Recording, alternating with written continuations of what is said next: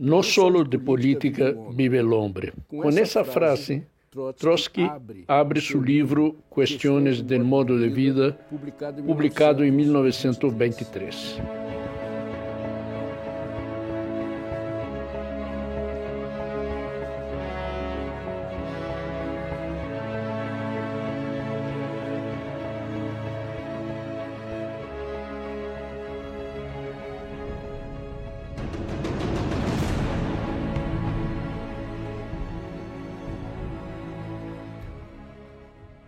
Pero ¿por qué esa preocupación del gran dirigente soviético con ese problema del modo de vida, que aparentemente es más simple que los grandes problemas de la revolución? Lo que ocurrió es que con el fin de la guerra civil, la preocupación de los dirigentes soviéticos se volcó hacia las tarefas de construcción económica y hacia la elevación del nivel cultural de las masas obreras y campesinas.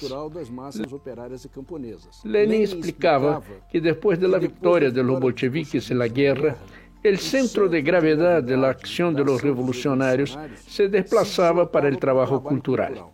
El atraso económico y cultural de Rusia ya venía de antes, del antiguo imperio ruso. 80% de la población vivía en el campo y la mayoría absoluta era analfabeta. La guerra civil solo agravó esa situación. Más de 1 millón de obreros que lucharon en el Ejército Rojo habían muerto. La producción industrial prácticamente había parado durante la guerra. Y para retomar esa producción se trajeron centenares de miles de campesinos a las ciudades para trabajar en las grandes industrias. La miseria, el hambre, las condiciones de vida y de trabajo y el atraso cultural trajeron graves problemas. El alcoholismo, la violencia doméstica, el tratamiento grosero en el interior de las familias y en el trabajo, y la baja productividad del trabajo en la fábrica. Todos eran problemas generados por esa situación de crisis después de la guerra civil. Trotsky explicaba que para avanzar en dirección hacia la construcción del socialismo era preciso desarrollar una cultura para el trabajo y para toda la vida cotidiana. El capitalismo también construye su modo de vida basado en la producción y en el consumo permanente de mercaderías. Para eso impone sus valores en la sociedad como el individualismo, la competencia entre los individuos y la justificativa de todo tipo de explotación y de opresión. Trotsky planteaba que era preciso rechazar esa forma burguesa del modo de vida, pero al mismo tiempo asimilar los aspectos positivos de civilidad y de la cultura burguesa de la época. Trotsky también decía que la elevación de la cultura no podía ser impuesta por una acción del Estado, sino que tenía que venir de un lento trabajo de autoeducación de los trabajadores y campesinos. El Partido Revolucionario debería colocarse al frente de esas tareas económicas y culturales,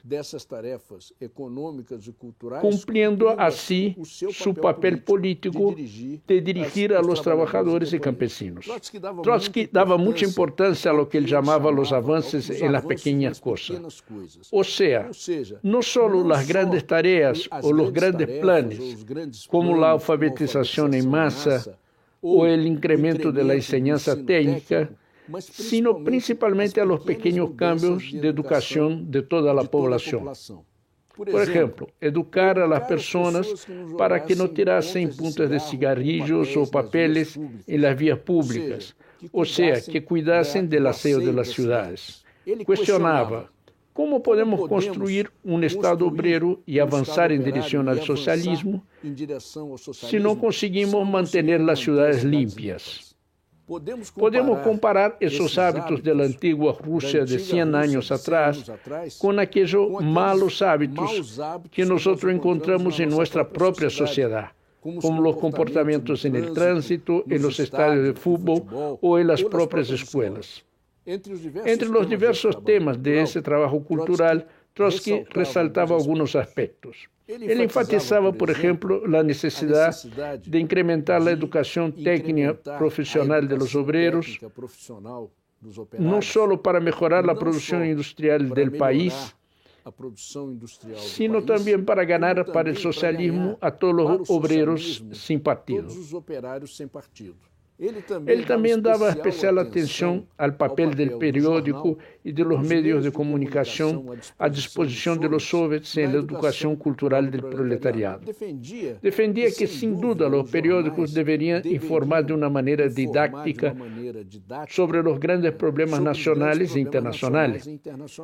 Pero no solo eso, también deberían dar una atención especial a los problemas cotidianos, a los dramas de familia, a los crímenes, y dar una explicación social para cada uno de esos casos para ir educando a la población en esos problemas. El alcoholismo también era uno de los problemas más graves para la clase trabajadora en el Imperio Ruso y continuó así incluso después de la Revolución. Trotsky resalta en este trabajo la necesidad de una política de Estado para combatir el alcoholismo. Al mismo tiempo, destaca que el combate al alcoholismo estaba relacionado a la necesidad de que la clase obrera y la población en general tenía de alternativas de entretenimiento y de alternativas culturales. Destaca incluso el papel que el cine podría tener en el nuevo Estado soviético, tanto en términos de diversión como en términos de educación y de elevación del nivel cultural de la población. Uno de los aspectos más importantes de ese trabajo es la dedicación que él da a los problemas de la vida familiar. Por un lado, estaban los antiguos problemas de las familias obreras y campesinas, principalmente la situación de la mujer doblemente esclavizada y también de los niños, que eran oprimidos de la misma manera. Esa situación, la revolución aún no había conseguido eliminar. Es verdad que la revolución había garantizado jurídicamente la independencia de la mujer. Por ejemplo, el derecho al divorcio, el derecho al aborto legal, el derecho a la educación y el trabajo, y también había comenzado a crear las condiciones socioeconómicas para liberarlas del trabajo doméstico. Por ejemplo, la construcción de guarderías, de lavanderías, de refectorios de calidad, pero ese trabajo aún estaba lejos de ser completado. Pero además de eso, Trotsky decía que establecer la igualdad de la mujer en el interior de las familias era la tarea más difícil y más complicada, y la que llevaría más tiempo. Eso por sí solo exigiría enormes esfuerzos para revolucionar todo el modo de vida. Pero a esos antiguos problemas se sumaban los nuevos conflictos y la disgregación de las familias causadas por la guerra imperialista, por la guerra civil y también por los movimientos de la propia revolución.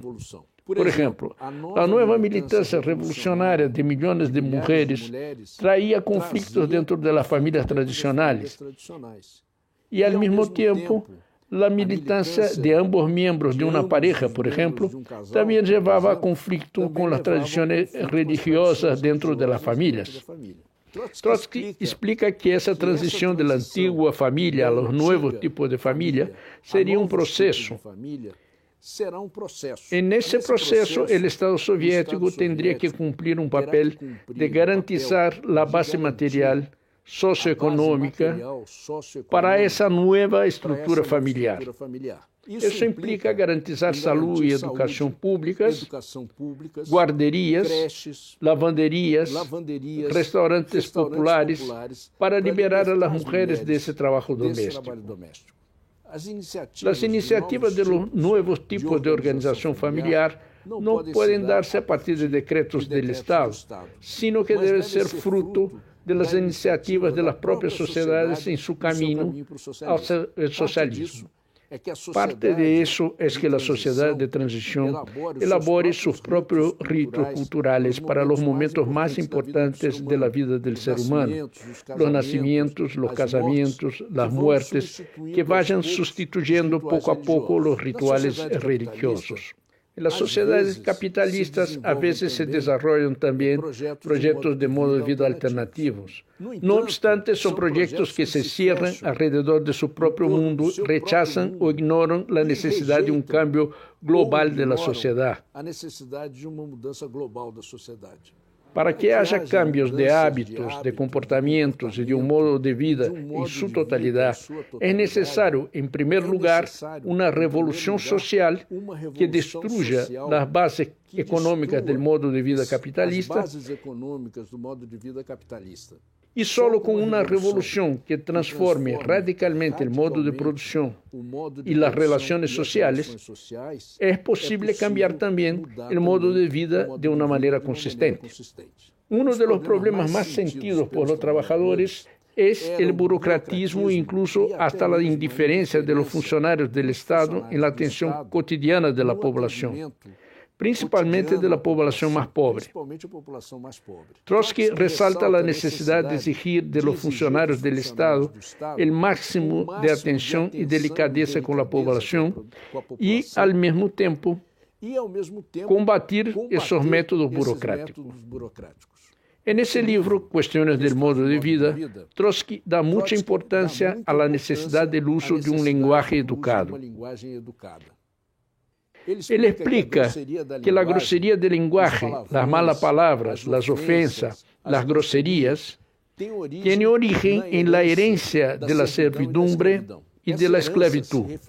Esa herencia se reflejaba tanto en las humillaciones producidas por los señores como en el lenguaje bajo utilizado por los propios esclavos para defenderse. Pero esa relación no es igual. El lenguaje grosero afecta, en primer lugar, a los oprimidos, principalmente a las mujeres y los niños. Según Trotsky, una de las tareas de la revolución es eliminar ese lenguaje grosero. Y en una época de transición entre el capitalismo y el socialismo, la cultura del proletariado tiene sus limitaciones específicas. Trotsky destaca que la tarea del Estado soviético de garantizar el acceso a millones de trabajadores y de campesinos a las conquistas de la cultura, la ciencia y el arte más avanzadas de su época, que son la cultura de la clase dominante, la burguesía. Trotsky afirmaba que el proletariado no puede desarrollar una cultura propia, porque después de la toma del poder se abre una época de transición, cuyo objetivo es la desaparición de todas las clases hasta llegar al socialismo. Y justamente cuando se alcance el socialismo, la cultura será socialista y no proletaria. Más adelante abordaremos las posiciones de Trotsky sobre el arte y su papel en la construcción de un nuevo modo de vida. Veremos en este vídeo la posición de Trotsky sobre las diferentes corrientes artísticas que surgieron después de la Revolución y también cómo el arte ruso se desarrolló en la arquitectura, en las artes plásticas e incluso hasta en los embalajes de los productos. En el próximo programa hablaremos sobre la degeneración del Estado soviético y cómo surgió el estalinismo.